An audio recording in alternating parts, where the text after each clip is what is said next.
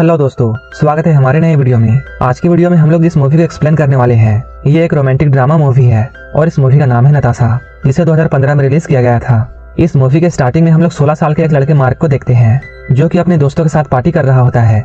यहाँ वो एक लड़की के पास आता है, लेकिन वो लड़की उसे प्लेजर नहीं देती है और उसके खड़े एल पर धोखा हो जाता है। इसके बाद मार्क अपने घर जाता है। इसके बाद वो अपने लैपटॉप को ऑन करके वीडियोस देखता है और अपने हाथों की शक्ति दिखाकर सो जाता है। सुबह में उसकी मॉम उसे उठाने के लिए आती है। वो उसे कहती है आज तुम्हारे अंकल और जिन आने वाले हैं। अब काफी टाइम गुजर चुका है। मार्क के अंकल और जिन यहाँ आ चुके हैं। जीना अभी यहाँ रसिया से आई थी। जब वो सभी को खाना सर्व कर रही होती है, तब मार्क उसे ही देखता है। इसके कुछ देर बाद मार्क अपनी सिस्टर से मिलता है, जहाँ उसकी सिस्टर उसे बताती है कैसे जीना की ड्रेस की वजह से सारे लोग उसे ही देख रहे थे। तभी इनकी मॉम यहाँ आती है और वो इन लोगों से कहती है ये तो रसिया का फैशन है और हम लोगों को उसे उसके कपड़ों से जज नहीं करना चाहिए। जीना की पहले भी एक शादी हो चुकी थी, जिससे उसे एक बेटी है और उसका नाम नताशा है। नताशा को लाने के लिए उसकी माँ जीना उसके पास जाती है। जब वो लोग रसिया से लौटती हैं, तब फैमिली के सारे लोग उन्हें रिसीव करने के लिए एयरपोर्ट पर जाते हैं, जहाँ मार्क पहली बार नताशा को देखता है, जिसकी उम्र 14 साल थी। कुछ दिनों के बाद मार्क के अंकल और जीना शादी कर लेते हैं। ये सारे लोग इस पार्टी में बहुत खुश थे, लेकिन इस पार्टी में नताशा बोर हो रही थी। तभी मार्क की मॉम मार्क को बताती है यहाँ हमारे बीच नताशा बोर हो रही है, इसलिए वो मार्क को उसे अपना घर दिखाने के लिए बोलती है। इसके बाद मार्क नताशा को अपना घर दिखाने के लिए ले जाता है। इसके बाद वो उसे अपने कमरे में लेकर जाता है। नताशा मार्क से पूछती है तुम यहाँ क्या क्या करते हो। मार्क उससे बोलता है मैं ज्यादातर अपने रूम में टीवी देखता हूँ। तब नताशा उससे पूछती है क्या तुमने यहाँ किसी लड़की के साथ मेकआउट नहीं किया है। ये सुनकर मार्क चौंक जाता है। वो नताशा से बोलता है तुम तो सिर्फ 14 साल की हो और तुम ऐसी बातें कैसे कर सकती हो। नताशा उससे बोलती है मैं बहुत सारे आदमियों के साथ ऐसा कर चुकी हूँ और अगर तुम चाहते हो तब मैं तुम्हारे साथ भी वैसा कर सकती हूँ। ये सुनकर मार्क उससे कहता है मेरे अंकल ने तुम्हारी मॉम से शादी कर ली है और इस वजह से हम लोग कजन हुए। ये सुनकर नताशा उससे बोलती है मैं अपने मॉम से बहुत नफरत करती हूँ और उनका कई मर्दों के साथ अफेयर रह चुका है और ये सब उसने अपनी आंखों से देखा है। ये सुनकर मार्क चुप हो जाता है। रात में मार्क की मॉम उससे बोलती है नताशा पहली बार इस देश में आई है और तुम्हें ही उसका ख्याल रखना होगा, तुम्हें उसके साथ समय बिताना होगा, क्योंकि अभी यहाँ उसका कोई भी दोस्त नहीं है। मार्क अपनी मॉम की बातों को सुन रहा था, लेकिन सिर्फ वही जानता था कि नताशा कैसी लड़की है। अगले दिन मार्क नताशा के घर पर जाता है। यहाँ जीना उसे बताती है नताशा को अकेले रहना पसंद है, वो काफी अलग है और अगर वो कभी तुमसे गुस्सा हो जाए तब तुम बुरा मत मानना। इसके बाद नताशा की मॉम उसे बाहर बुलाती है, लेकिन उन दोनों के बीच में कुछ बात को लेकर अनबन चल रही थी। इस वजह से नताशा बहुत गुस्सा थी और वो यहाँ से चली जाती है। इसके बाद मार्क भी उसके पीछे पीछे आता है। उससे मिलकर मार्क पूछता है आखिर बात क्या है। नताशा उससे बोलती है वो अपनी मॉम की शक्ल भी नहीं देखना चाहती है। मेरी मॉम मुझे यहाँ लेकर आई है और तभी से मेरी लाइफ बिल्कुल बोरिंग हो चुकी है।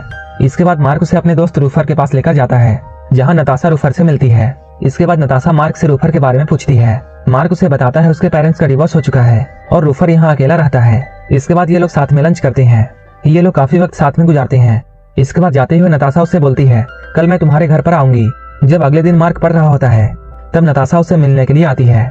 यहाँ ये लोग एक दूसरे के साथ बातें करते हैं। इसके बाद ये लोग साइकिल से बाहर घूमने के लिए जाते हैं। यहाँ मार्क अपने दोस्तों से मिलता है। तभी नताशा को यहाँ पता चलता है मार्क अपने दोस्तों के साथ गांजा पीता है। उसे ऐसा करते हुए नताशा देख लेती है और वो मार्क से पूछती है क्या वो भी स्मोक कर सकती है। अगले दिन जब नताशा मार्क के घर पर आती है, तब मार्क उसे स्मोक करने के लिए देता है। इसके बाद वो मार्क से उसका लैपटॉप मांगती है। वो जैसे ही लैपटॉप ऑन करती है, वहाँ उसे पोर्न मूवीज दिखती है, जो कि मार्क ने देखकर ऐसे ही छोड़ दिया था। ये देखकर नताशा बहुत खुश होती है और वो लैपटॉप लेकर मार्क के पास आती है और वो उससे बोलती है मैं तुम्हें कुछ दिखाना चाहती हूँ। ये कहकर वो मार्क को अपने न्यूड फोटोज दिखाती है। साथ ही वो उससे ये कहती है वो भी इस तरह की वीडियोस बनाती है और वो यहाँ मार्क को सेड्यूस करने की कोशिश करती है और वो अपने कपड़े उतारने लगती है। इसके बाद मार्क भी अपने आप को कंट्रोल नहीं कर पाता है। इसके बाद ये लोग बैठकर वीडियोस देखते हैं। नताशा यहाँ मार्क को बताती है वो 12 साल की उम्र में ही ये सब करने लगी थी।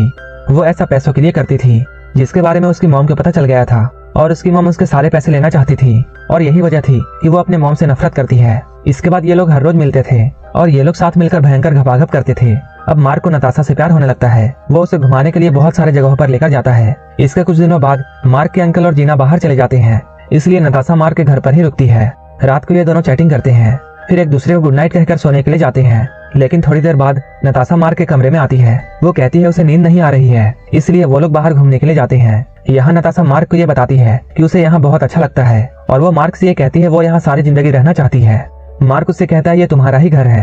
नताशा मार्क से कहती है मेरी मॉम तुम्हारे अंकल को चीट कर रही है, अभी भी उनका किसी और के साथ अफेयर चल रहा है और मैंने ये बात तुम्हारे अंकल को बता दी है, लेकिन उन्होंने मेरी बात पर भरोसा नहीं किया और वो मुझे ही झूठा समझते हैं। कुछ दिनों बाद जीना और मार्क के अंकल वापस आते हैं। वो लोग नताशा को अपने साथ चलने के लिए कहते हैं, लेकिन नताशा उनके साथ जाना नहीं चाहती है। वो कहती है वो यहीं रहना चाहती है। तब उसकी मॉम गुस्सा होती है और उससे वो बोलती है, मुझे पता है तुम यहाँ क्यों रहना चाहती हो और मुझे ये सब पता है कि तुम मार्क के साथ क्या करती हो। इस बात पर नताशा बहुत गुस्सा हो जाती है और वो जिना पर हमला कर देती है। मार्क के डैड उन्हें ऐसा करने से रोकते हैं। इसके बाद नताशा की मॉम उसे जबरदस्ती अपने साथ ले जाती है। अगले दिन मार्क नताशा के घर पर जाता है। यहाँ आकर वो जिना से सॉरी कहता है।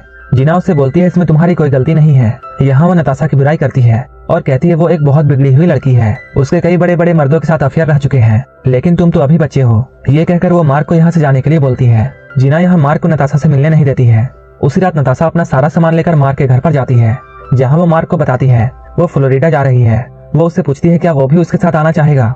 ये कहते हुए वो उसे बताती है, मेरी मॉम और तुम्हारे अंकल का डिवोर्स हो चुका है और ये सब मेरी वजह से ही हुआ है, क्योंकि मैं तुम्हारे अंकल के साथ सोई थी ताकि उन दोनों का रिश्ता खराब हो जाए, क्योंकि मैं ऐसा नहीं चाहती थी कि मेरी मॉम तुम्हारे अंकल की जिंदगी बर्बाद कर दे। उस रात नताशा मार्क के घर पर ही रुकती है। जब सुबह होती है तब मार्क अपने बचाए हुए कुछ पैसे उसे देता है ताकि उसकी थोड़ी हेल्प हो जाए। इसके बाद जैसे ही सुबह होती है नताशा अपना सारा सामान लेकर यहाँ से चली जाती है।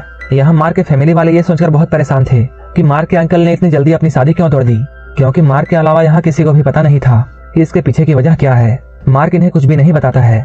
वहीं मार्क का दोस्त रूफर उसे बार बार कॉल कर रहा था, लेकिन मार्क उसका कॉल नहीं उठा रहा था। कुछ दिनों बाद जब मार्क रूफर के घर में जाता है तब वो नताशा को यहाँ देखता है। तब रूफर उससे ये बोलता है, मैं यही बात तुम्हें बताने के लिए बार बार तुम्हें कॉल कर रहा था, लेकिन तुम मेरा कॉल रिसीव नहीं कर रहे थे।